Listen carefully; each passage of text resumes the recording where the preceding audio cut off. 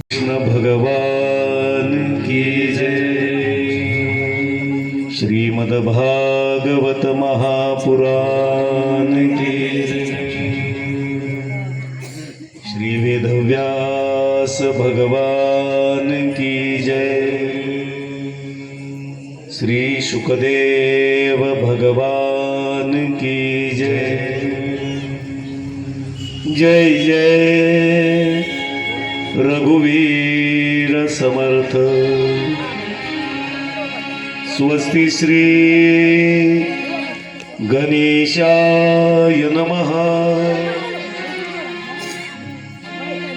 श्री सरस्वते नमः।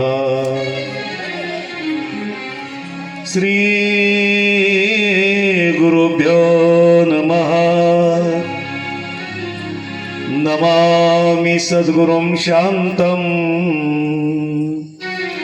सच्चिदानन्दविग्रहं पूर्णब्रह्मपरानन्दम् ईशमानन्दिवल्लभम्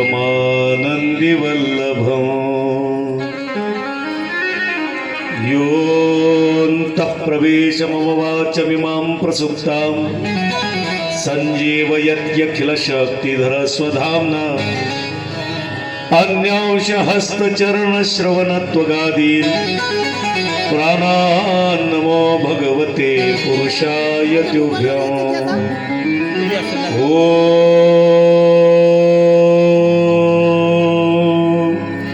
पूर्णमदः पूर्णमिदं पूर्णात् पूर्णमुदच्यते पूर्णस्य पूर्णमादाय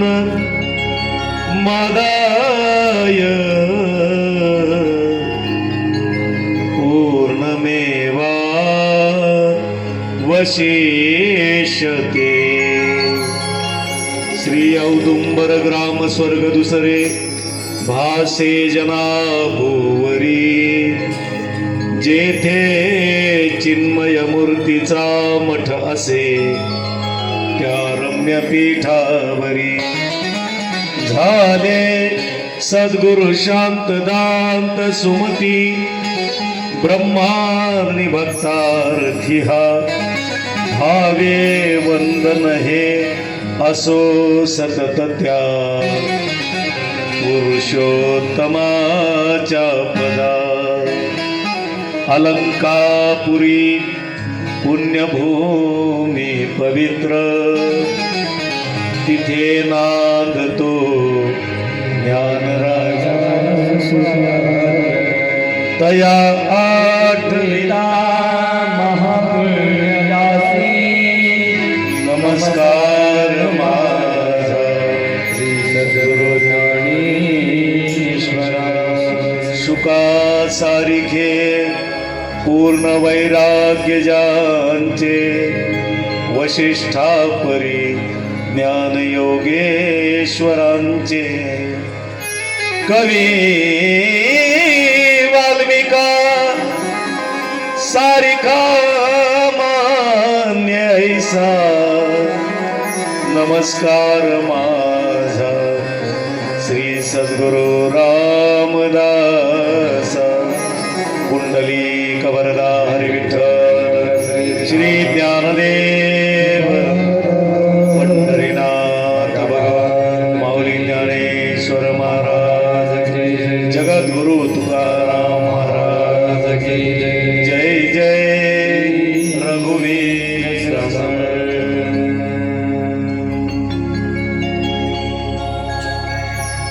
राधे राधे गोविंद गोविंद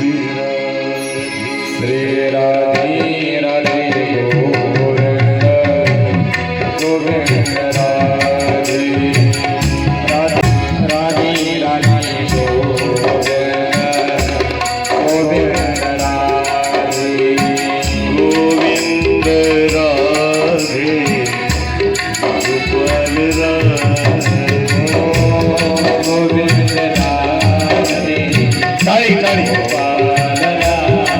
जय हो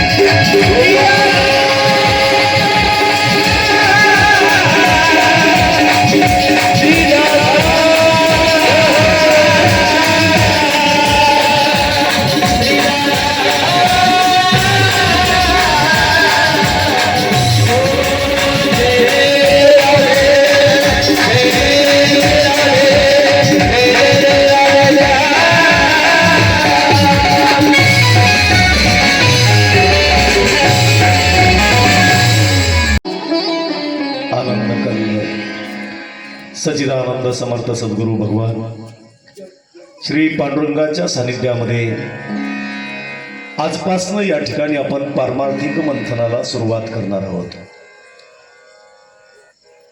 भगवंताची आमच्यावर असीम कृपा आहे.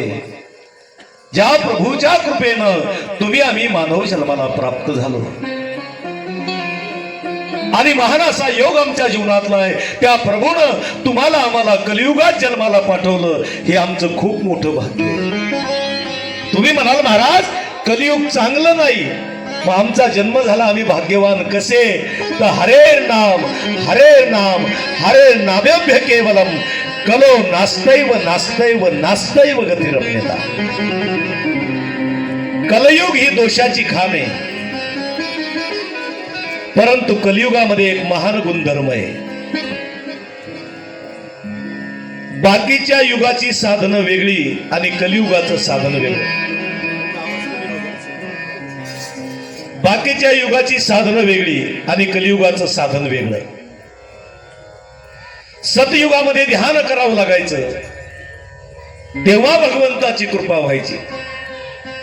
त्रेतायुगामध्ये मकहा म्हणजे यज्ञ करावा लागायचा, तेव्हा देवाची कृपा व्हायची.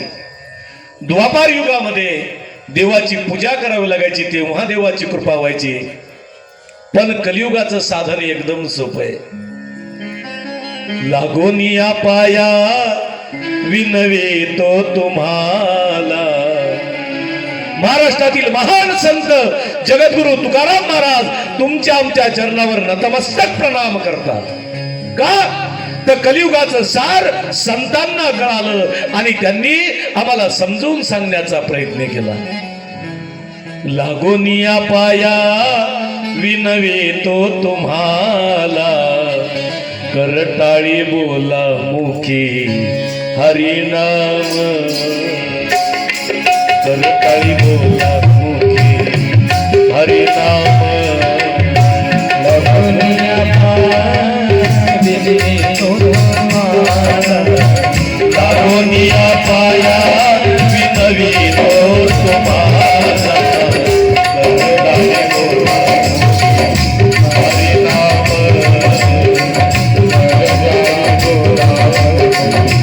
हरिनाम विठ्ठल विठ्ठल मना वेळो वेळा. विठ्ठल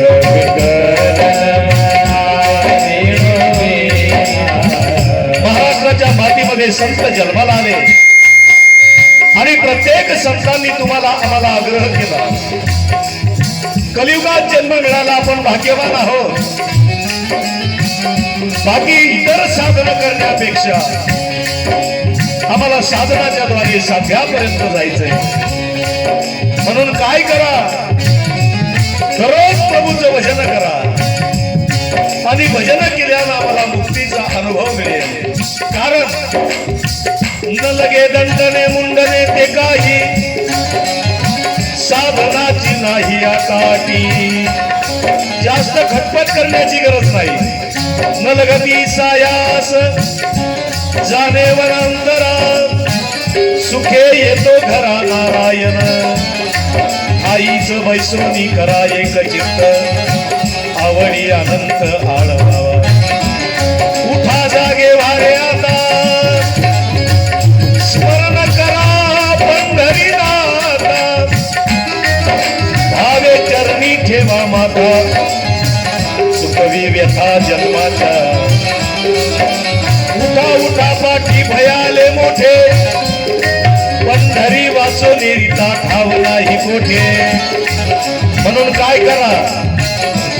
भैया राम गोविंद हरी, भजो रे भैया राम गोविंद हरी. भजो रे भैया राम गोविंद हरी, भजो रे भैया राम गोविंद हरी. साधन कछु नहीं लागत, जब जब लागत नहीं लागत. खर्चत नहीं गठरी हरि बोल, खर्चत नहीं गठरी. जब रे भैया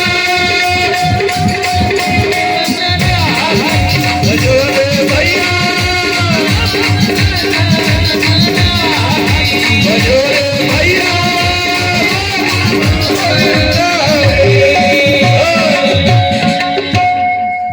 साधनाच्या द्वारे साध्यापर्यंत जायचंय. आणि माझ्या जीवनातला महान योग आहे. या पावन पुण्य सगरोळी भूमीमध्ये मला येण्याचं भाग्य लाभलं. एक सांगू का, सगळं पूर्व नियोजित असतं. कुणी भागवत ऐकायचं, कुणी मंडपात यायचं, कुणी कथा सांगायची, कुणी तबला वाजवायचा, कुणी प्याड वाजवायचा, कुणी माईक सिस्टीम लावायची. हे सगळं पांडुरंगानं ठरवलेलं असतं. माणसं फक्त निमित्ताला कारण असतात. तरी माणसं म्हणतात मी केलं मी केलं. अरे तुला पांडुरंगानं करू दिलं ना, तू काय मी करतोस. तू ग्रासगिरी सत्ता हाती नाही. लक्ष देऊन ऐका. ताटातला घास मुखापर्यंत जाईल एवढं सुद्धा सामर्थ्य आमच्यामध्ये नाहीये. मग चालवणारा कोण आहे? तर पांडुरंग परमात्मा चालवणार आहे. लक्षात ठेवा. आम्हाला विनाकारण अहंकार वाटतो. आम्हाला विनाकारण अहंकार वाटतो. म्हणून हे सगळं पूर्व नियोजित आहे. म्हणून आपलं भाग्य आम्ही कलियुगात जन्माला आलो. बरं जाऊ द्या, कलियुगाचं आयुष्य किती आहे? किती आयुष्य आहे कलियुगाचं? आम्हाला मिळालं बरोबर आहे 4,32,000 बरोबर आहे. आम्हाला मिळालं किती? आम्हाला किती मिळालं? कलियुगाचं 4,32,000 आहे. द्वापार युगाचं 8,64,000 आहे. त्रेतायुगाचं 12,96,000 आहे. सतयुगाचं 17,28,000 आहे. पैकी कलियुगात आम्हाला फक्त 100 वर्ष मिळाले. किती? 100 वर्ष. दधानु वर्षानु शतम. आम्हाला 100 वर्षाचं आयुष्य आहे. सतयुगामध्ये 1,00,000 वर्षाचं आयुष्य होतं. 1,00,000तला 1 झिरो त्रेतायुगात कमी झाला. 1,00,000वरचा 1 झिरो गेला. खाली किती राहिले? 1,00,000वर किती झिरो?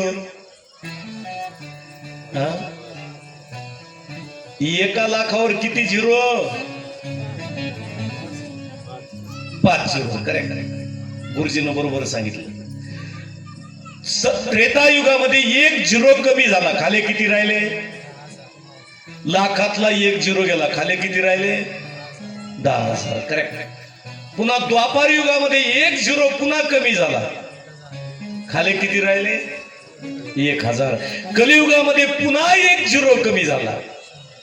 आयुष्य किती राहिलं? अल्प आयुष्य मानव देह,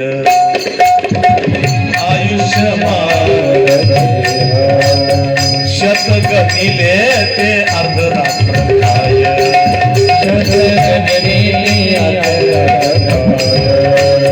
मध्ये बालत्व पीडा रोग क्षय,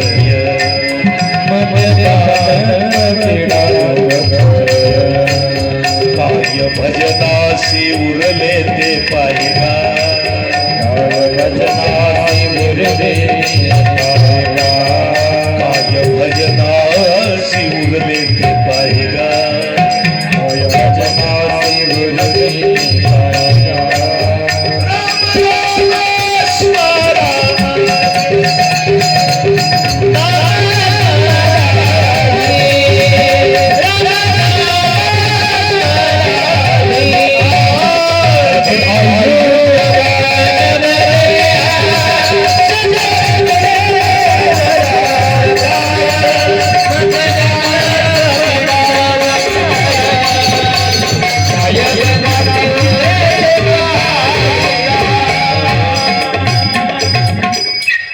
किती आयुष्य? 100 वर्षाचं. संत काय म्हणतात लक्ष देऊन ऐका. शतगणिले ते हे तुमचं भाग्य आहे. हे आपलं भाग्य आहे. इथं येणार एक पाऊल, एक अश्वमेध यज्ञ केल्याचं पुण्य देऊन जात असतं. भागवत सोपं नाही बरं. भागवत कुणालाही ऐकायला मिळत नाही. जन्मोजन्मी आम्ही बहुपुण्य केले, जन्मोजन्मी बहुपुण्य केले, तेव्हा या विठ्ठल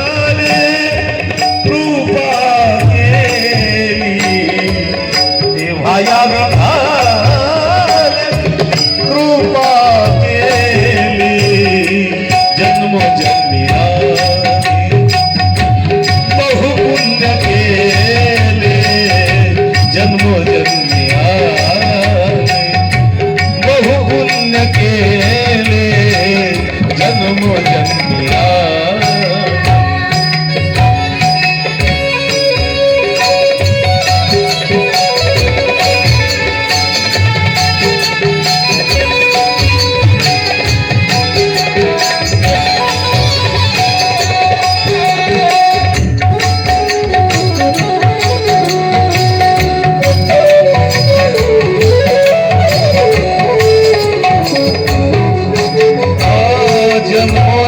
संसारी झालो त्यांचा दास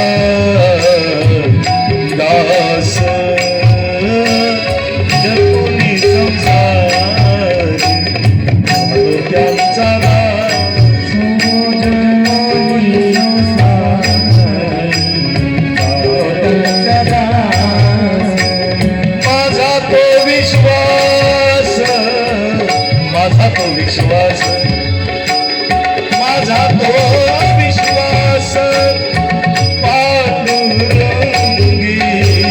जन्म जन्मी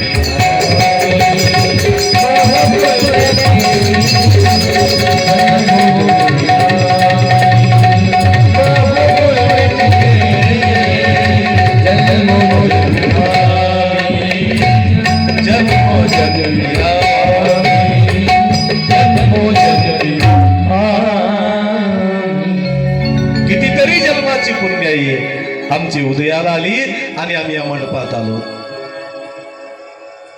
आणि आम्हाला काही काही गोष्टी दंडनीय सांगितल्यात वारकरी संप्रदायात. गीता भागवत करीती श्रवण अखंड चिंतन विठोबाचे या 3 गोष्टी दंडनीय सांगितल्या. का सांगितल्या हे बघून पहिल्या श्लोकाचं चिंतन करू. आम्हाला गीता का सांगितली याचं कारण आहे. जन्माला आल्यानंतर जगावं लागतं, बरोबर आहे. जन्माला आल्यावर जगावं लागतं. कसं जगावं हे गीता शिकवत असते. Keep smile, that is Gita. Gita काय म्हणते, जीवनभर हसा, नाराज कधी राहू नका. नाही तर काही काही माणसाचे चेहरे बघा तुम्ही, त्याला आपल्या मराठवाड्यात म्हणतात खौट खोबरं.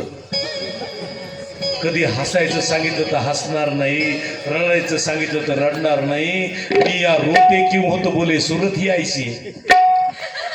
काही काही माणसाच्या चेहऱ्याकडे पाहिल्यानंतर जगा वाटतं, तुम्हाला सांगतो. काही काही माणसाच्या चेहऱ्याकडे पाहिल्यानंतर जगा वाटतं आणि काही काही माणसाचे चेहरे पाहिले की कामच होत नाही, तुम्हाला सांगतो. काही टेन्शन नसतं बरं का, पण गंभीर बसायचं. अशा माणसाला विचारा काय चाललंय, बरं आहे, अरे काय झालं तुला, बरं आहे म्हणायला. देवानं एवढा चांगला अनमोल देह दिला तुला, बरं आहे म्हणायला काय झालं तुला.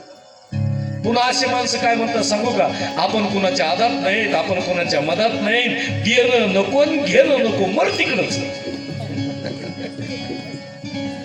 याला जगणं म्हणत नाहीत. लक्ष देऊन ऐका, आम्हाला जगता आलं पाहिजे. आणि कसं जगावं, बेस्ट जगावं, कसं जगावं हे आम्हाला गीता शिकवत असते. राईट आवाज राहू दे.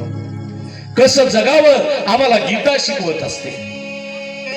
संघर्ष करा ना तरी जाभया पसरे मुख, तेथ अवचटे पडे पियोख, तैसा हा संग्राम देख पातला असे कृष्णानं अर्जुनाला सांगितलं. अरे तुला संपत्तीसाठी युद्ध करायचं नाही तर धर्मासाठी युद्ध करायचंय म्हणून तयार केलं अर्जुना, म्हणून तयार केलं. लक्षात ठेवा अर्जुनाला, नाही तर अर्जुनानं माघार घेतली होती. मग गीतेसारखं 700 श्लोकाचं शास्त्र सांगितलं आणि कसं जगावं हे सांगितलं. एक सांगू का, संकट देवा इतके आमच्यावर नाही. 125 वर्षाचं आयुष्य कृष्णाला मिळालं. लक्ष देऊन ऐका, देवाच्या जीवनातला एकही दिवस सुखाचा नव्हता. एकही दिवस, पूर्ण चरित्र बघा कृष्णाचं, 125 वर्षामध्ये एकही दिवस सुखाचा नाही देवाच्या जीवनात. पण देव कधी नाराज झाले नाही.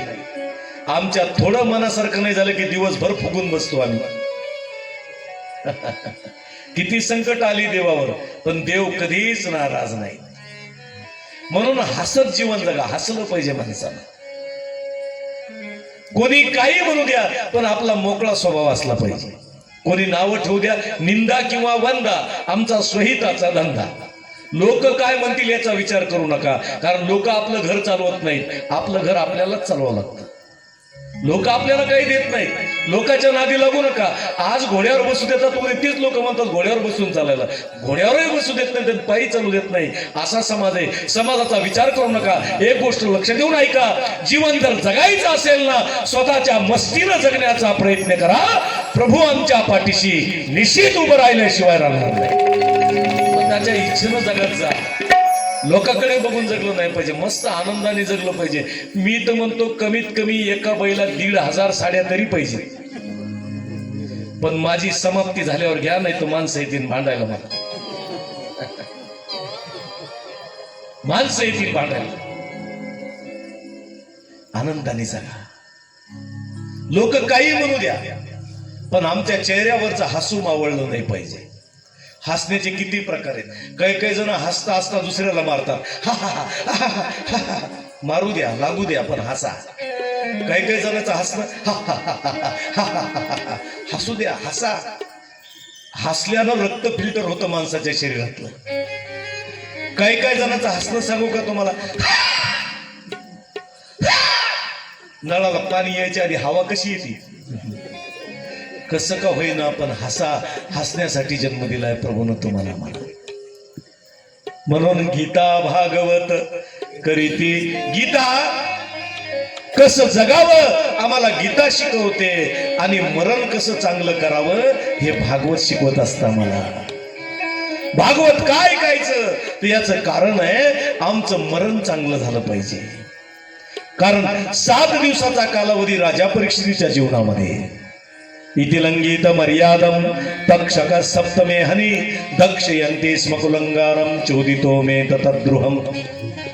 7 दिवसाचा कालावधी होता आणि भागवताची कथा ऐकून राजा परीक्षितीला मोक्ष मिळाला. म्हणून मरण चांगलं करण्यासाठी भागवत आणि जगण्यासाठी गीता आहे. चला पहिल्या श्लोकाकडे. सच्चिदानंद रूपाय विशोत्पत्यादि हेतवे तापत्रय विनाशाय श्रीकृष्णाय वयं नमः.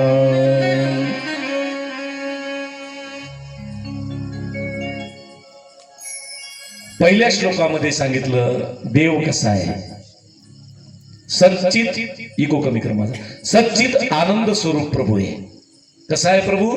प्रभू सत आहे, प्रभू चित आहे आणि प्रभू आनंद स्वरूप आहे. याचा अर्थ काय? देव खरा आहे आणि बाकी सगळा पसार आहे. ब्रह्म सत्यम जगन मिथ्या. तो देव खरा आहे, बाकी सगळा पसार आहे. आता डोळ्यानं जेवढं दिसतंय हे सगळं खोटं आहे, आणि डोळ्यानं जे दिसत नाही ते खरं आहे. तुम्ही म्हणताल या महाराजाला कोणी धरून आणलं, पण सांगतो समजून तुम्हाला. मला खरं सांगा, याच्यामध्ये करंट आहे, त्याच्या बळावर माईक सिस्टीम चालते, बरोबर आहे. पण करंट दिसतं का? दिसत नाही. पण पॉवरफुल आहे की नाही? लाईट जर गेली तर जनरेटर लावावं लागतं. पॉवरफुल आहे की नाही? ज्या ज्या गोष्टी डोळ्यानं दिसत नाहीत त्या सगळ्या पॉवरफुल आहेत. चला अजून सोपं विचारतो मी तुम्हाला. गुरुजी, तुम्ही देव पाहिला का? नाही पाहिला. बरोबर आहे तुमचं. माईक सिस्टीम वाले देव पाहिला का? नाही पाहिला. तुमच्या बाजूला बसलेले काका देव पाहिला का? नाही पाहिला. बरोबर आहे. श्रीकांत देव पाहिला का? नाही पाहिला. माता माऊली तुम्ही देव पाहिला का? नाही पाहिला. नक्की. शूटिंगवाले बाबा देव पाहिला का? नाही पाहिला. काका तुम्ही देव पाहिला का? जाऊ दे, तुम्हाला सगळ्याला कशाला, मीच पाहिलं नाही अजून. 28 वर्ष झाले फिरतो पण मला अजून देव दिसला नाही. नीट लक्ष देऊन ऐका. माझं चिंतन आणि माझा एक एक शब्द महत्वाचा आहे. एक शब्द जरी तुम्ही मिस केला तर भागवत कळणार नाही तुम्हाला. म्हणून पहिल्यापासून मन लावून ऐका. देवानं बुद्धीत एवढं भांडवल दिलंय, 6 महिने जरी बोललो तरी संपत नाही. आणि ग्रंथ उघडायची गरज नाही मला. ग्रंथ उघडलाच नाही अजून. ग्रंथ याच्यातच राहीन, पाहून सांगतच नाही. मला गरजच नाही पाहिजे. पहिल्या श्लोकापासून शेवटच्या श्लोकापर्यंत चिंतन मांडतोय तुम्हाला. कुणीच देव पाहिला नाही. तुम्ही नाही पाहिला, मी देव नाही पाहिला, शूटिंगवाल्यांना सुद्धा देव नाही पाहिला, आमच्या साथीदारांना सुद्धा देव नाही पाहिला. मला सांगा, ज्याला पाहिलंच नाही त्याचं भजन का करायचं? कधीतरी बसले बसले विचार केला आम्ही?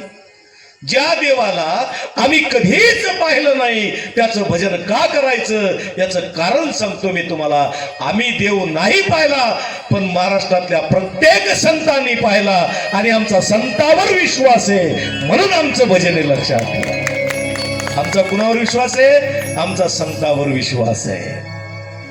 आणि संतांनी तो देव पाहिला, ब्रह्मसत्य पाहिलं, म्हणून जगदमिथ्या केलं सगळं हे संतांनी.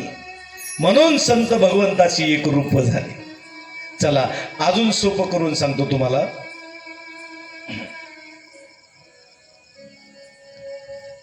एक जणाचा दुधाचा धंदा होता. बरं चला जाऊ द्या, याच्यापेक्षा सोपं विचारतो तुम्हाला. तुमच्याकडे पाणी काय लिटर आहे? पाणी काय लिटर आहे? बिस्लरीचं नाही, नळाचं पाणी. हा, फुकट आहे ना. आमच्या सेलूला 70 रुपये लिटर आहे. नळाचं पाणी 1 लिटरचा भाव 70 रुपये. किती? 70 रुपये. पण कधी? दुधात मिसळल्यावर. आता तुमचं नामचं जवळपास सारखंच आहे ना. कुणाचं 60 असेल, कुणाचं 70 असेल, कुणाचं 80 असेल. एक जणाचा दुधाचा धंदा होता. दुधाचा धंदा सगळ्यात सोपा आहे. आधा दूध, शाबास, काय पाठ केलंय तुम्ही. आणि ज्यादा मिलाय तो बेईमानी. कोणी काढलंय खंडू मला नाही माहित, पण ही मन सगळ्याला पाठ आहे जवळपास. आणि 5 लिटर दूध निघायचं आणि हा 10 लिटर विकायचा. प्रत्येकाच्या घरी 1-1 लिटर नेऊन द्यायचा. एके दिवशी म्हशीनं दूधच दिलं नाही.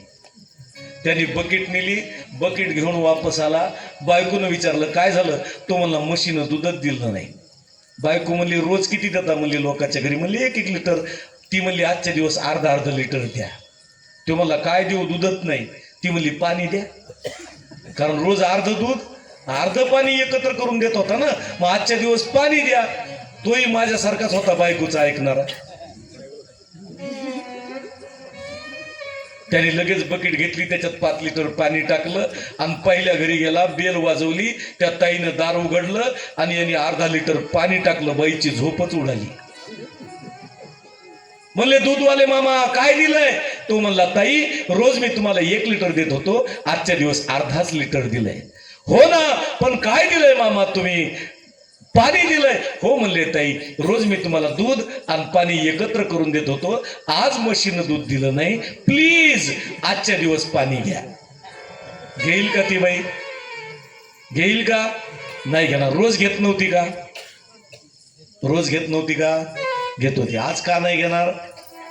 एक सांगतो तुम्हाला, रोज त्या पाण्याला दुधाचा आधार होता म्हणून पाणी दुधाच्या भावात विकल्या जात होतं. तद्वत या संबंध जगताला पांडुरंगाचा आधार आहे म्हणून हे खरं वाटतंय, नाहीतर ब्रह्म सत्यम जगन मिथ्या. देवाचा आधार आहे की हो? रात्री झोपणं आमच्या हातात आहे, उठवणारा कोण आहे? हा, अहं वैश्वानरो भूत्वा प्राणिनां देहमाश्रिता प्राणापान समायुक्त पचामिन्यम चतुर्विधम. खाणं आमच्या हातात आहे, पचवणारा भगवंत आहे.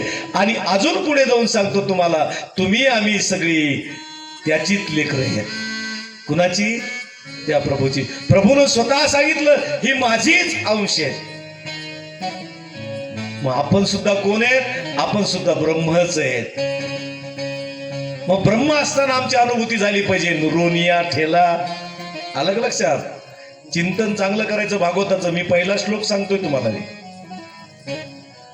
तो प्रभू सच्चिदानंद रूपाय. पुढे सांगितलं विश्वोत्पत्त्यादी येतवे.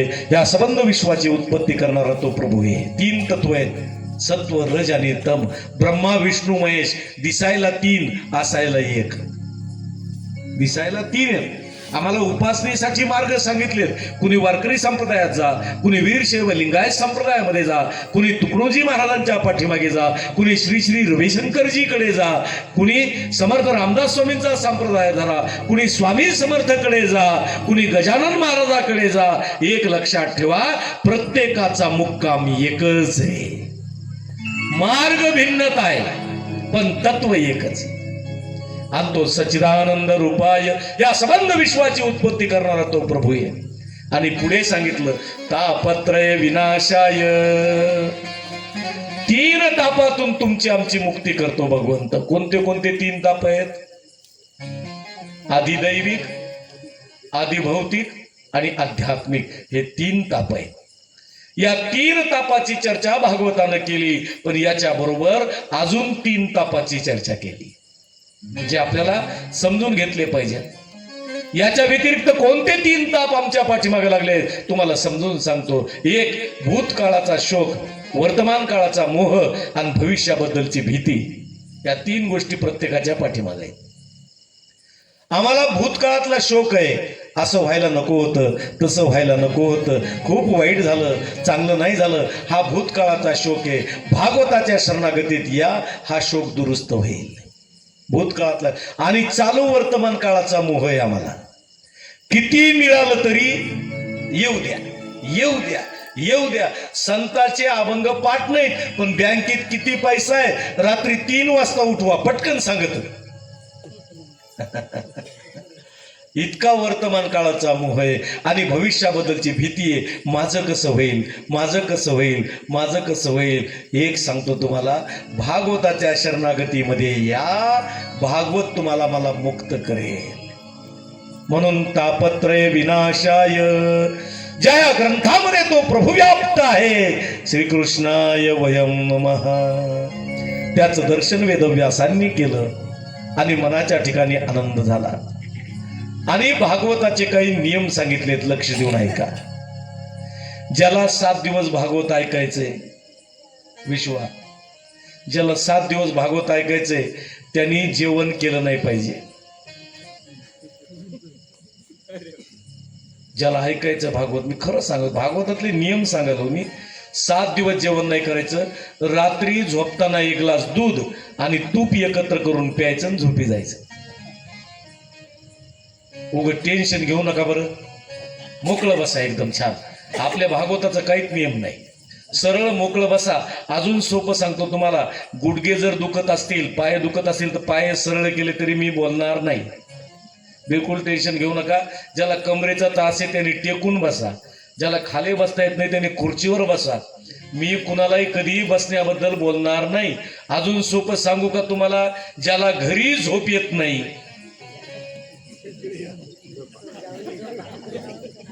तरी मी कुणाला काही बोलत नाही. फक्त माझा आग्रह एकच आहे, या आल्यानंतर एखादा तरी शब्द झोप लागू द्या.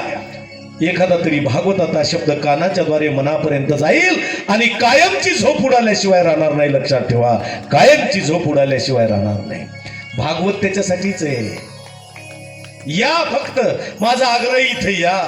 आल्यानंतर आपोआप वृत्तीत बदल होत असतो. म्हणून भागवताचे विशेष नियम, मन स्वच्छ असावं, अंतःकरणाची शुद्धता सांगितली आणि मनाचा सत्य संकल्प सांगितला.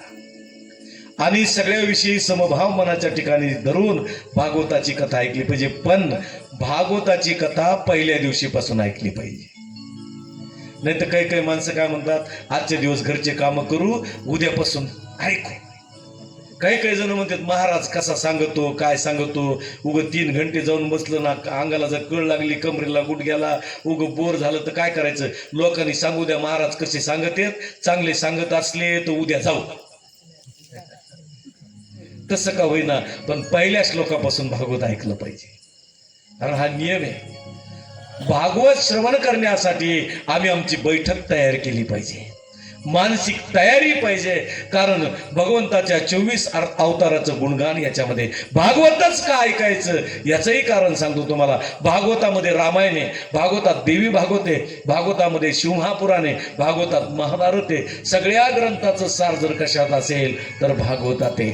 अजून एक सांगितलं, निगमकल्पतरोर्गलितम फलम शुकमुखाद्रव अमृत संयुतम पिबत भागवतम रसमालयम मुहुर्हो रसिका भुवि भावुका. हे श्लोक आहेत भागवतातले. निगमकल्पतरोर्गलितम फलम, एखाद्या झाडाला पिकलेलं फळ असावं आणि पिकलेलं फळ आपोआप खाली पडतं, ते खाण्याची मजा वेगळीच असते. तसं आमचं भागवत आहे. भागवत कुठूनही खा, गोडच आहे. पहिल्या दिवशी आलं तरी गोडे, दुसऱ्या दिवशी आलं तरी गोडे, तिसऱ्या दिवशी आलं तरी गोडे, आणि समाप्तीला आलं तरी गोडच आहे. म्हणून सदा सेव्या सदा सेव्या श्रीमद् भागवती कथा. सदा सेव्या सदा सेव्या श्रीमद् भागवती कथा. हरिश्चित्तम समाश्रये सदा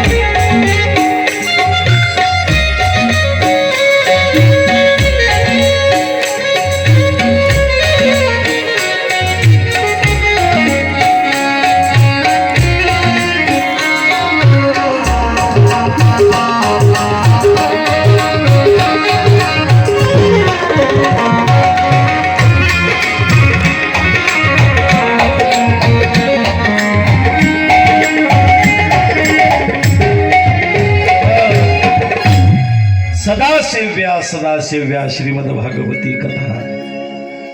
जी गरोदर माता आहे त्या गरोदर महिलेनं भागवत ऐकलं पाहिजे. याचं कारण सांगतो मी तुम्हाला. छत्रपती शिवाजी महाराजांचा जन्म झाला, बरोबर आहे. आज त्यांचेच उपकार आहेत. आपली जी कथा आहे ना, शिवाजी महाराजांचेच उपकार आहेत. त्यांनी अवतार जर घेतला नसता तर आपली कथा झाली असती का? नसती झाली. पण का जन्म झाला शिवाजी महाराजांचा याचं कारण सांगतो मी तुम्हाला. जिजामातेला डोहाळे लागायचे स्वातंत्र्याचे. कशाचे? स्वातंत्र्याचे, बंधन मुक्तीचे डोहाळे लागायचे. आणि 9 महिने जिजामातेनं भागवत ऐकलं, रामायण ऐकलं, शिवमहापुराण ऐकलं, महाभारत वाचलं, ऐकलं. 9 महिने स्वातंत्र्याचे डोहाळे होते. म्हणून छत्रपती शिवाजी महाराजांचा जन्म आहे. आता तसं नाही. आता गरोदर मातेला डोहाळे लागते मॅगीचे. कशाचे? मॅगीचे. काटे होते कुरकुरे. म्हणून गरोदर मातेनं या ठिकाणी कथा ऐकली पाहिजे.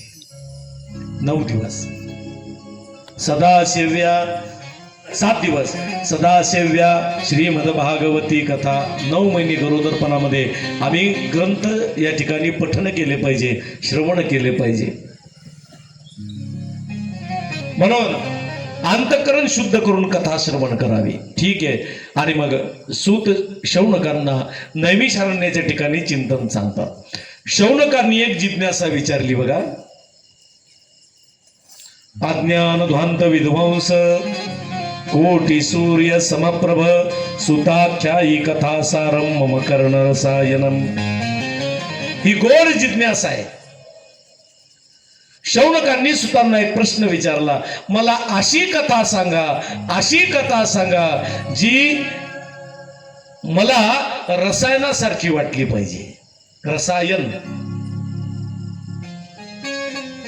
चला, माझा प्रश्न आहे, कथा कानासाठी आहे का मनासाठी आहे?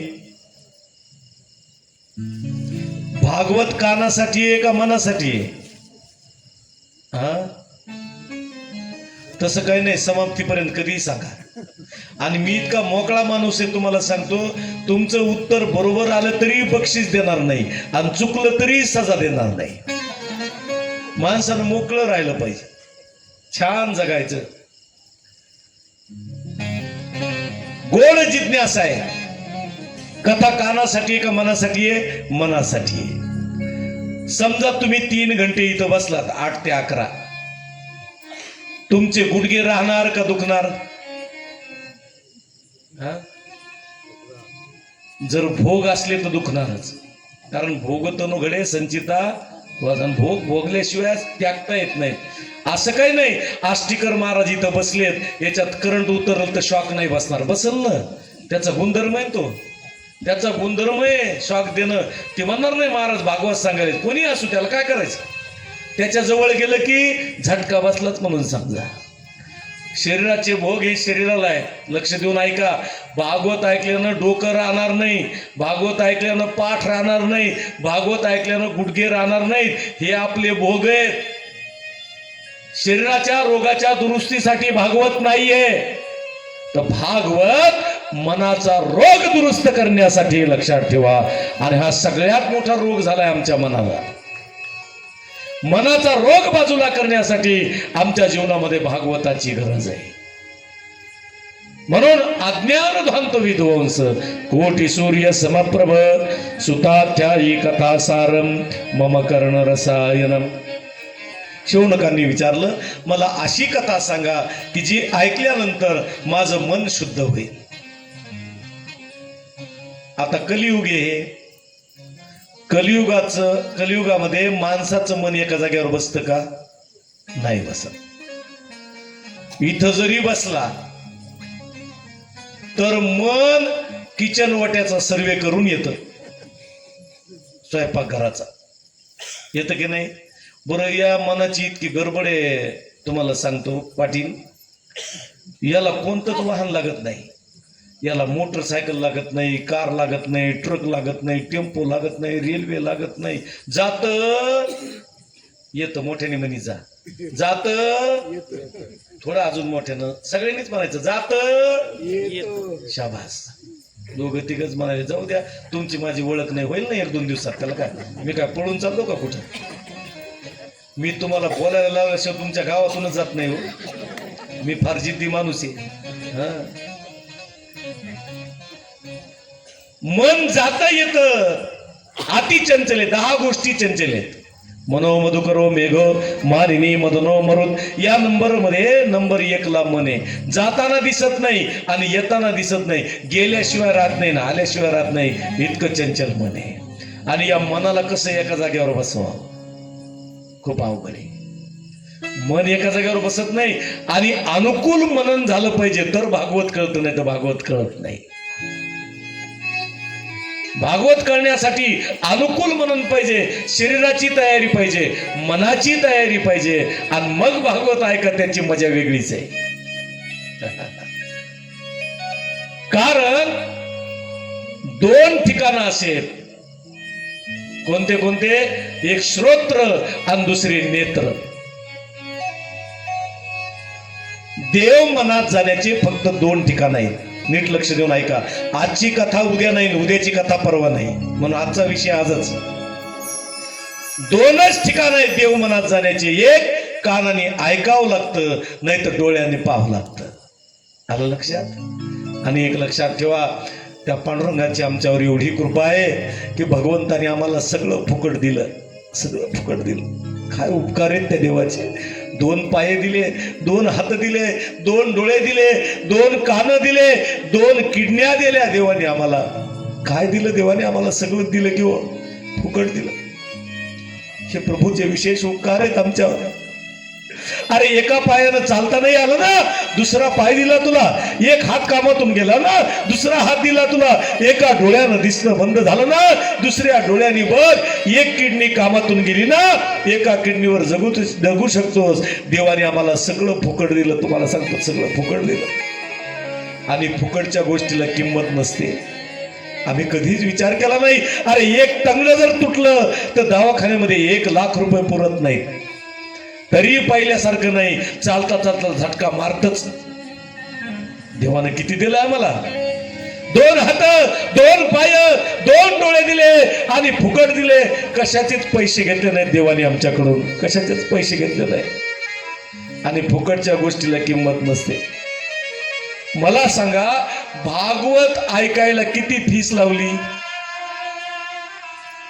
भागवत ऐकायला पैसे लावले तुम्ही काही कमिटीनं? फुकट आहे ना? इथं तुम्ही 4000 रुपये लावा गेटवर. नाही, लक्षात ठेवा, प्रभू निर्मित आहे आणि प्रभू निर्मित सगळं फुकट आहे. ज्ञानेश्वरीच्या पारायणाला बसायला 200 रुपये तुमच्याकडून कोणी घेतले नाही आजपर्यंत. घेतले का? नाही घेतले. फुकट आहे ज्ञानेश्वरीचं पारायण, पण येण्याची वासना होत नाही.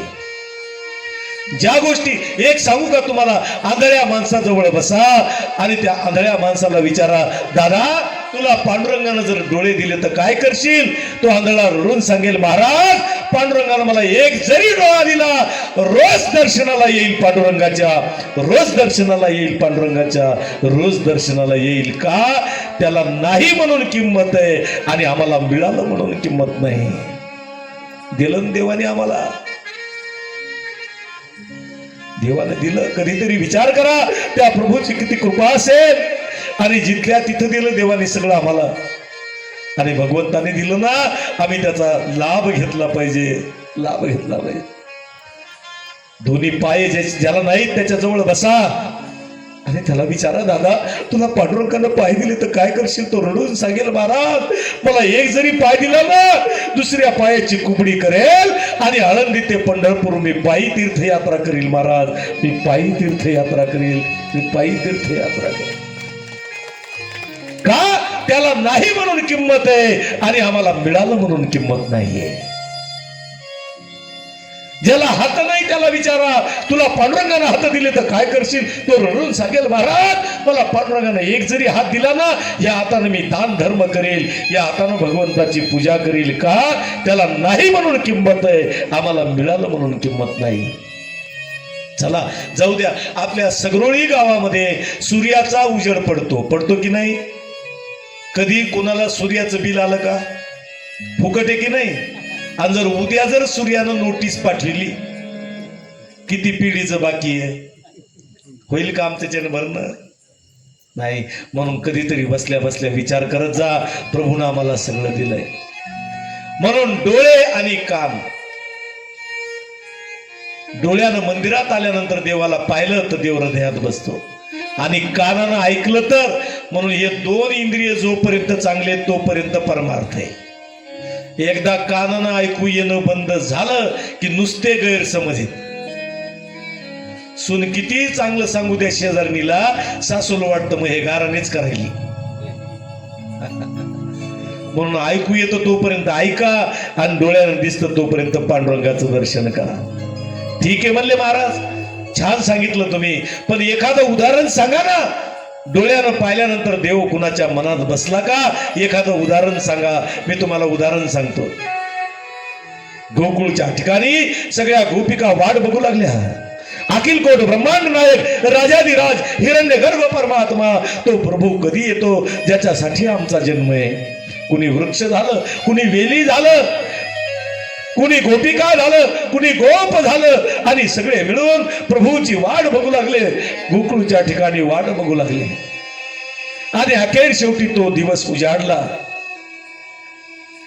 श्रावण महिन्यामध्ये अष्टमी तिथी आली आणि अष्टमीला प्रभू गोकुळात प्रगट झाले. काय आनंद आहे. अरे ज्याच्यासाठी जन्म आहे तो प्रगट झाला प्रभू. आणि बघता बघता एका क्षणामध्ये सगळ्या गोकुळात बातमी पसरली. गवळण मनती गवळणीला, गवळण मनती गवळणीला,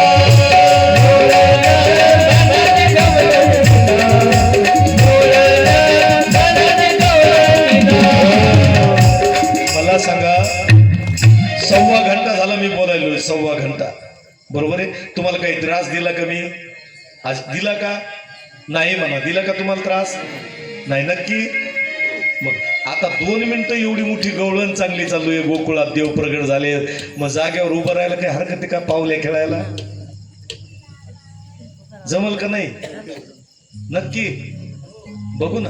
पुरुष मंडळी, महिला मंडळ, आनंद लुटण्यासाठीच देवाचे मंदिर आहेत आणि आनंद लुटण्यासाठीच भागवते एवढे सोन्यासारखे कलाकार आपल्या गावात आले. बरोबर आहे. हे तुम्हाला सांगतो, तुम्ही टीव्ही उघडा, हे जी टॉकीज वरचे हिरे आहेत हे सगळे हे आपल्या गावात आले. किती लेकरू चांगलं म्हणतं ते विश्व आहे की नाही? एकदा टाळ्या वाजवा त्याच्यासाठी. तबल्याचा आवाज काय मधुर आहे, काय सुंदर ताल आहे की नाही? ऐकायला बरं वाटतं पण वाजवायला कसं आहे त्याची त्याला माहित. जावे त्यांच्या वंशात तेव्हा कळेल. आणि प्याडही सुंदर आमचे खंडू महाराज किती सुंदर वाजवतात. ते एकदा जोरदार टाळ्या सगळ्या. हा आता नुसत्या टाळ्या नाही, गवळण मनती गवळणीला, मनती गवळणीला,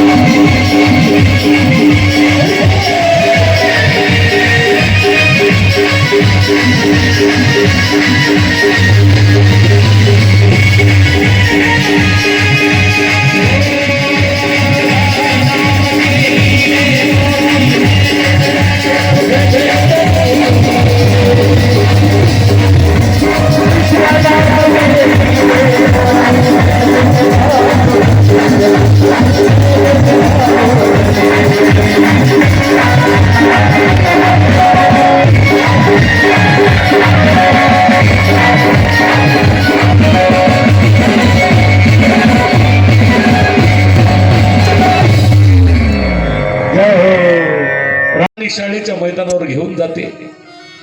मुलगा म्हणतो, आई मला तुझ्याशिवाय करमत नाही, थांब ना इथे. आई म्हणते, बाळा तू वर्गात जाऊन बस, मी इथं थांबते. पण आई घरचे सगळे कामं करून येते आणि शाळेची घंटा वाजल्यानंतर मुलगा पळत पळत येतो. आईला कडकडून मिठी मारतो, आई मला सोडून गेली नाहीस ना? बाळा मी कुठंच गेलो नाही रे तुला सोडून. मुलगा थोडा मोठा होतो, कॉलेजचं शिक्षण होतं, पण आईच्या प्रेमामध्ये बदल होत नाही.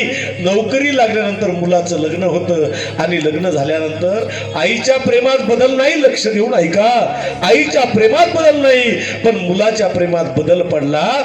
ज्या आईनं रक्ताचं पाणी करून मुलाला वाढवलं, तो मुलगा म्हणतो, आई तुला पाहिजे तेवढे पैसे देतो, माझ्या बायकोचं तुझं पटत नाही, वायलं राहा, वेगळं राहा. काय वाटत असेल ते आईला? ती आई म्हणते, बाळा शिळी भाकर का होईना, पण मला तुझ्या दारात मरण येऊ दे रे, मला तुझ्या दारात मरण येऊ दे, मला तुझ्या दारात मरण येऊ दे, तुझ्या दारात मरण येऊ दे. आणि नारदानं सनकादिक ऋषीला सांगितलंय, विदारक दृश्य बघितलं, तरुणी प्रभुता गेहे, शालको बुद्धिदायक. सक्का भाऊ भावाचा ऐकत नाही, पण बायकोच्या भावाचा ऐकल्याशिवाय सोडत नाही. असा सगळा समाज बघितला, खूप दुःख वाटलं मला. आणि फिरत फिरत मी वृंदावनच्या ठिकाणी आलो. आणि वृंदावनच्या ठिकाणी आल्यानंतर एका तरुण स्त्रीनं मला आवाज दिला. वृंदावनची माती अत्यंत पवित्र आहे. वृंदावनची माती मी माझ्या मस्तकाला लावली आणि मस्तकाला लावल्यानंतर माझ्या अंगात भक्तीचा संचार झाला. आणि एका तरुण स्त्रीनं मला आवाज दिला, भो भो साधू क्षणम तिष्ठ. नीट लक्ष देऊन ऐका, भागवतातला श्लोक आहे. ती भक्ती म्हणते नारदाला, एक क्षण थांबा. का सांगतो तुम्हाला, आमच्या आयुष्यात एक क्षण जरी संत भेटले तरी आमचं कल्याण होतं. एक क्षण जरी चांगला माणूस मिळाला तर आमचं कल्याण होतं. आणि एक क्षण जरी वाईट माणूस मिळाला तर आमचं पतन झाल्याशिवाय राहत नाही. म्हणून दोन गोष्टी चुकवू नका. कोणत्या कोणत्या दोन गोष्टी? एक संगत आणि दुसरी पंगत. जेवायला बसायचं ना तर जो पोटभर जेवतो त्याच्या शेजारी बसा. आणि शुगरवाल्याजवळ तर बसूच नका. ही साडेसाती स्वतःही खात नाही, दुसऱ्याला खाऊ देत नाही. भंडाऱ्याच्या दिवशी मंदिराच्या बाहेर बोर्ड लावा, शुगरवाल्यांनी अंधार पडल्यावर येणे.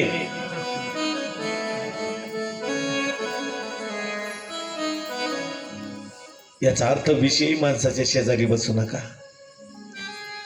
आणि संगत चांगल्याची करा. या दोन गोष्टी चुकू नका, संगत आणि पंगत. पंक्तीला. आणि एक सांगतो तुम्हाला, जेवायला जर भांडाऱ्यात तुम्ही जर बसले तर तुम्ही पोट भरल्याशिवाय उठायचंच नाही, कितीही पंक्ती हो. पण जोपर्यंत आपलं पोट भरत नाही तोपर्यंत उठायचं नाही. कारण अन्न हे परब्रह्म आहे. भो भो साधू क्षणम तिष्ठ. परीस नावाचा दगड आहे. परीसाचा लोखंडाला स्पर्श झाला की काय होतं? सोनं होतं. एक परीस आणि लोखंड एका खोलीमध्ये 2 फुटाच्या अंतरावर आहेत. किती फुटाच्या? 2 फुटाच्या अंतरावर आहेत. किती वर्षानं सोनं होईल? बरं किती महिन्यानं? बरं किती दिवसानं? होणारच नाही. बरोबर सांगितलं काकानं, होणार नाही. का होणार नाही? कारण दोघांमध्ये अंतर आहे. लक्ष देऊन ऐका बरं, मी माझं चिंतन ऐकण्यासारखं आहे.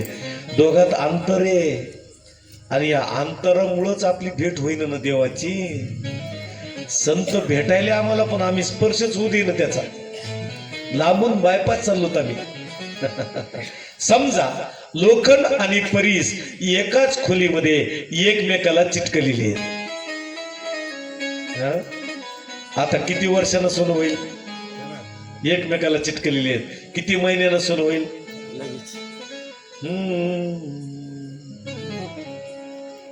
तात्काळ ती दशा पालटते. तात्काळ ती दशा पालटते.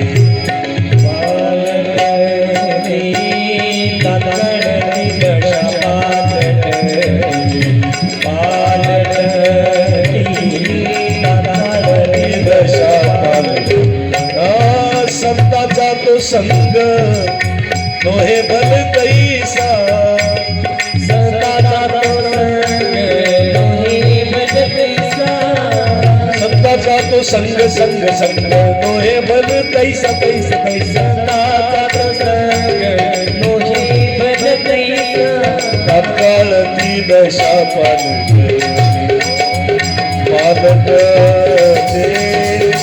तात्काळ ती दशा पालक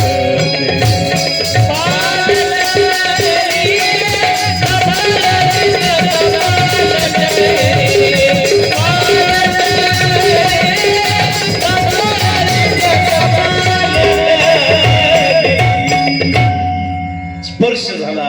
दशा म्हणजे अवस्था, अवस्था बदलते. म्हणून भोगो साधू क्षणम तिष्ठ. बरं जाऊ द्या, अजून सोपं सांगतो तुम्हाला. बैलाच्या शिंगावर मोहरीचा दाना ठेवा. किती वर्षानं खाली पडतो? हा, बस इतका वेळ जरी चांगला माणूस भेटला तरी कल्याणी. पण ओळखता आलं पाहिजे बर का. नारदानं विचारलं तिला, तू कोण आहेस? तिनं सांगितलं, अहम भक्ती रीती ख्याता इमो मे तनवो मता. ही दोन माझी मुलं आहेत, ज्ञान वैराग्य नामानो काल योगेन जर्जरा. ज्ञान आणि वैराग्य हे दोन माझे लेकर आहेत. दोन्ही म्हातारी झाले आणि आई तरुणी. आपल्या सगरुळीत कसं आहे, आई वडील म्हातारे आहेत का मुलं म्हातारे आहेत? इथं आई वडील म्हातारे आहेत का मुलं? नक्की. पण वृंदावनात तसं नाहीये, मुलं म्हातारी झाली. नारदाने विचारलं, तू आलीस कुठून? ती म्हणली, उत्पन्ना द्रविडासाहम वृद्धी कर्नाटके गतम क्वचिन क्वचिन महाराष्ट्रे गुर्जरे जीर्णताम गतः. माझा जन्म द्रविड देशात झाला, कर्नाटकामध्ये मी वाढले, महाराष्ट्रात मला काही ठिकाणी मान मिळाला आणि गुजरात प्रांतात मला जीर्णावस्था प्राप्त झाली. माझं नाव भक्ती आहे, माझं नाव भक्ती आहे. म्हणली, काय अडचण आहे? म्हणली, माझे दोन मुलं म्हातारे, त्यांना तरुण करा. नारदानं प्रयत्न केले, सनकादिक ऋषीला सांगितलं, पण उपयोग झाला नाही. तर तुम्हीच सांगा काय करायचं. म्हणले, आपण एक काम करू, भागवताची कथा करू. कुठं? हरिद्वारला. आता कथा नीट लक्ष देऊन ऐका. भक्ती ज्ञान वैराग्य वृंदावनाला आहे, नारद मुनी बद्रिकाश्रमला आहे आणि भागवत कुठं करायचंय? हरिद्वारला. थोडस चिंतन करा. आमचं बालपण म्हणजे वृंदावन आहे, आमचं तरुणपण म्हणजे हरिद्वार आहे आणि आमचं म्हातारपण म्हणजे बद्रिकाश्रम आहे. म्हणून परमार्थ कधी करायचा? जे तारुण्य अवस्था आहे, या तारुण्य अवस्थेत परमार्थ करा. म्हातारपणी येत नाही एकदम. आयुष्यभर कधी राम म्हणला नाही आणि म्हातारपणी म्हणतो लांब. जवळची माणसं लांब जातात. म्हणून देहाच्या 3 अवस्था आहेत, बालपण, तरुणपण आणि म्हातारपण. हरिद्वार म्हणजे आमचं शरीर आहे.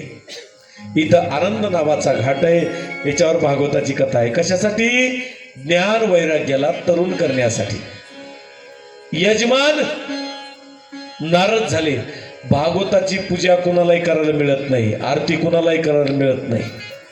ज्याचं भाग्य आहे त्याला आरती मिळते, नाही तर कुणाला नाही मिळत.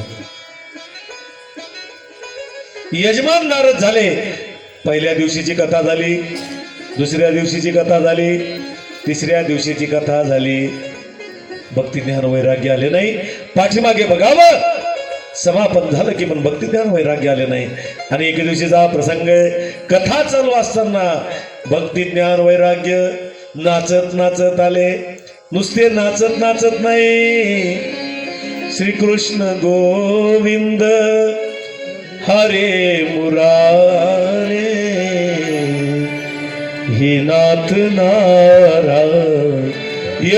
वासुदेव.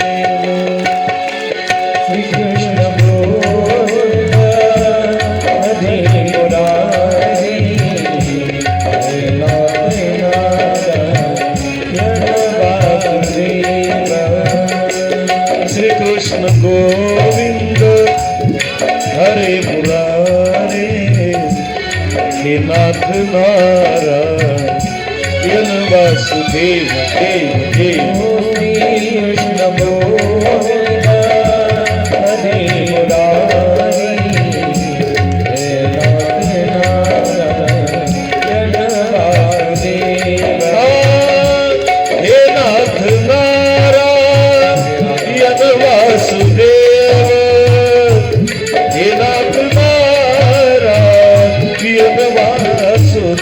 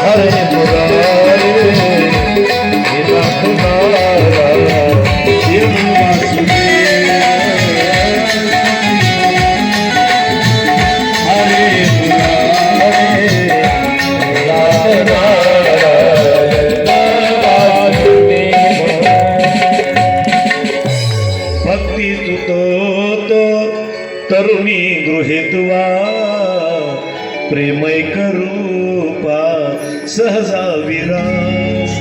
हे श्लोक आहेत भागवतातले. भक्ती ज्ञान वैराग्य नाचत नाचत आले, पळत गेले, भक्तीकडे पळत पळत गेले आणि भक्तीला विचारलं, भक्ती आता तू कुठं जाणार? भक्तीने सांगितलं, मद भक्त यत्र गायंती तत्र तिष्ठामि नारद. जे भक्त भजन करतात त्यांच्या हृदयामध्ये मी जाऊन बसणार आहे, बाकी कुठंच जाणार नाही. चला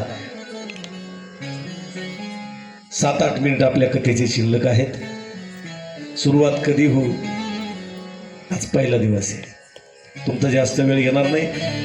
माझे सकाळपासून 5 वाजल्यापासून 2 कार्यक्रम करून तुमच्यापर्यंत पोहोचलोय मी, आणि अजून आल्यापासून उपाशीच गावात.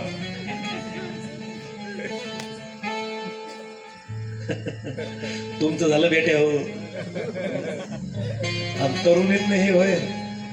मी आलो ना 50च्या घरात. आता भक्ती ज्ञान वैराग्याची कथा पहिल्या दिवशी चिंतनासाठी आपण घेतली, पण हे कलियुग आहे, लक्ष देऊन ऐका. कलियुगामध्ये ज्ञान मिळवणं अवघड नाही बरं, असं म्हणा ना. मला वाटलं आष्टीकर मला माझ्याकडे असून असून किती असणार आहे, 15-20 किलो नाही बरं का. नाही तुम्हाला खरं वाटत, एवढं असतं तर कशाला फिरलो असतो मी राजा हो. 7 कोटी घर सोन्याचे होते, आणि रावण तपश्चर्या कशी करायचं माहितीये का तुम्हाला? शरीरातली एक नस बाहेर काढायचा, विश्वा महाराज अशी एक नस बाहेर काढायचा बरं का. खंडू, लक्ष आहे तुझं माझ्याकडे? हा, अशी नस बाहेर काढायचा आणि विण्यासारखी वाजवायचा रावण. एक नस. माणसाच्या शरीरात 72,000 नस आहेत बारीक बारीक. किती? एक नस दबली तर किती पैसे लागते दवाखान्यात? काय नियोजन असेल देवाचं. आणि हे जे रोम आहेत ना, हे बारीक बारीक लव म्हणतात त्याला, रोम. प्रत्येक माणसाच्या शरीरात 3.5 कोटी आहेत. किती? माझं खोटं वाटलं तर संध्याकाळी गेल्यावर मोजा, मग उद्या सांगा मला बरोबर आहेत की नाही. 3.5 कोटी. आणि रावण भगवान शंकराची उपासना करायचा. तुम्हाला सांगतो, त्या भगवंतानं आत्मलिंग काढून दिलं. तुम्हाला काय सांगावं, भगवान शंकरानं.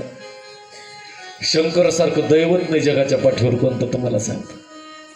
एक बिल्व शिवार्पणम खुशपट्ट्या, काहीच लागत नाही त्याला. स्मशानेश्वा क्रीडा. पुन्हा राहणं स्मशानामध्ये माझ्या भोले बाबाचं. भगवान शंकर, अहो यांनी काय केलं रावणानं तुम्हाला सांगू का? कैलास पर्वत हलवीत होता हो, एवढी ताकद दिली भगवान शंकरानं याला. फक्त एकच गोष्ट नडली. 7 कोटी घर एका माकडाच्या शेपटीनं काळे केले मारुतीरायानं. होतो पंडित महाज्ञानी, होतो पंडित महाज्ञानी, दशग्रंथ षडशास्त्र पुराणी, दशग्रंथ षडशास्त्र पुराणी, चारी वेद मुखात कथावाणी, चारी वेद मुखात कथावाणी, गर्वामध्ये झाली सर्व हवी,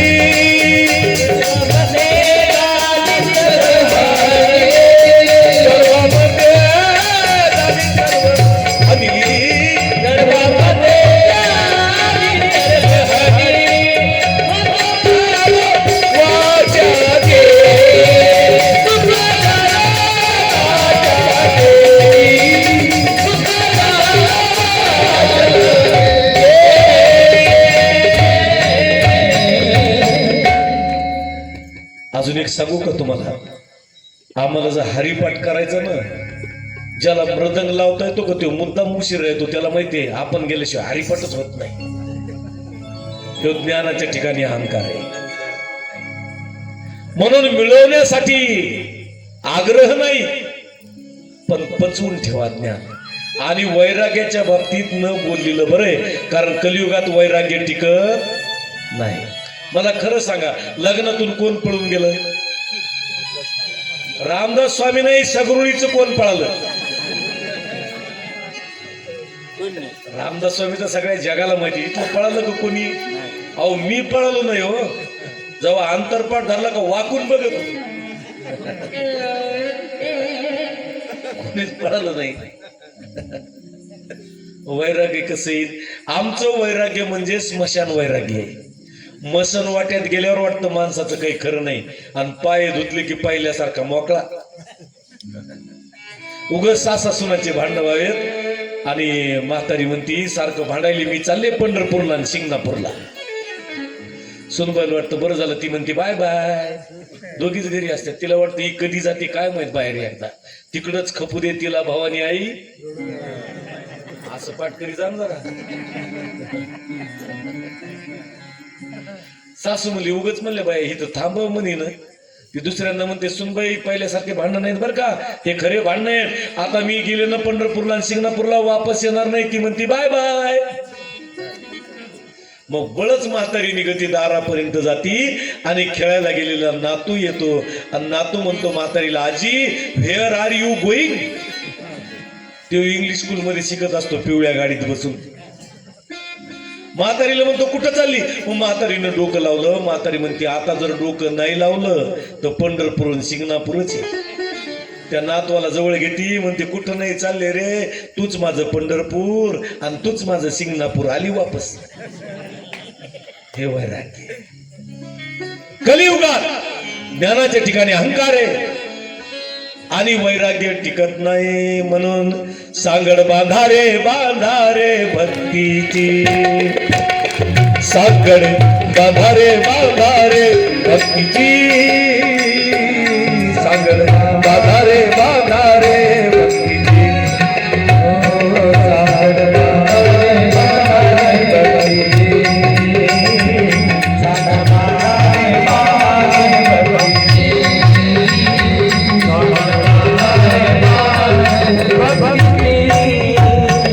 सांगड बांधारे बांधा, सांगड बांधारे बांधा,